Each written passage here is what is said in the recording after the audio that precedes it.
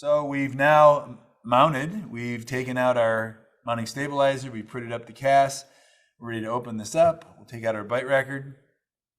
When we close this, what we should notice is, of course, the models don't hit each other, and they don't, of course, because we took this bite at an open vertical dimension, and then we opened to the pin. The next check is to see, let's see if we can mimic what we found in the mouth. I'm going to go ahead and shorten the pin, so I'm pushing it all the way in. And now I'm going to very gently close. I don't want to close too hard because I could break the die stone. And I'll close, and now that's my first point of contact. And you'll notice the models still are not together. Excellent, because I know this patient has a shift. What I can do now is take some marking ribbon, apply it in here, and tap, tap. And when I do that, I would check that mark against what I found in the mouth at my examination. If that's accurate, then I have mimicked in my mounting what I expected to find with the patient. Now, that's only part of the bite. What we need to do next is we want to set up the angle of the eminence, actually the condylar inclination, which mimics the angle of the eminence in the patient. So to do that on the artex articulator, we're going to use a protrusive bite record, and then we're going to set these two dials. You can see some numbers there. We're going to set those two dials. To do that, I'm going to take the articulator apart by lifting in the back, okay? And this device right here, there's a blue knob that will go up and down.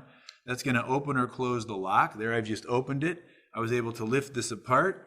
I can now set this upper member down like this. In this case, this pin is supporting the top of the articulator. So what I'm going to do is leave that there, but I'm going to take the pin out and get it out of my way, because I don't need the pin for the next segment I'd like to do. What I want to do to set this up is I need to articulate the models together with a protrusive bite record. And I've got my protrusive bite record right over here. We took this with our patient when the patient was here for the exam, and it's in a forward position.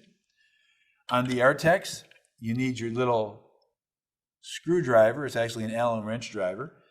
On the very back of the articulator, there are two Allen wrenches that, when loosened, will allow you to do this and rotate that piece. That's adjusting the angle of the eminence, the mimic of the angle of the eminence. It's called condylar inclination. I'm going to make them both pretty flat for right now, and I'm going to snug it just enough that I can turn them, but that they won't fall on their own. In other words, I don't want them to be really floppy, but I don't want them to be tight. So I'm ready. They're going to be quite movable. I'm now going to take my protrusive bite record and position it on the cast. So I will search around until I find the spot that it drops onto. There it went. Remember, this is taken with the lower jaw forward. So I'm going to pick up the lower jaw, and what I'm going to do with it now is put it in a forward position into that bite. And I'll drop it into that bite. And once I've dropped it into that bite, what I want to do next, I'll turn this a little bit so you can see, that ball needs to contact that white base down in this element. So I'm going to tip it till it hits it. And you might be able to hear this. It actually hits. If I go too far, watch what happens. It's going to begin to twist the articulator. So I'm holding this firmly into the bite. I'll bring it up till it hits. As soon as it hits, I'm going to go back here to the back where I used my Allen wrench previously, and I'm going to tighten that up. So now I've tightened that side. By the way, make sure you keep the element in there. And I've tightened this side. Now snug. What I just did is set condylar inclination. And again, what I'm doing here is mimicking the angle of the eminence. I'm ready to take it apart. I'm done with my wax bite. And now, when the condyle moves forward, you'll notice it's going to be on this surface, which is the angle that it actually moves as you come forward. Because what I've done is I've caught the one point of it here, I caught where it was seated fully, and then I've made a line between them which allows movement.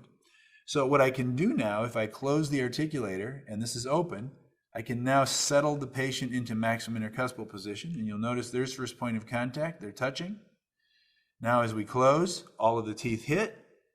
What I can also do is I can do movement side to side, knowing that as I'm doing this, going in a working motion toward the patient's left side, okay, the mandible would normally be moving, we're always going to move the upper because it's easier, is that this angle that this condyle travels at, and hence what happens to these teeth, is a representation of what the patient can actually do because I've grabbed that information.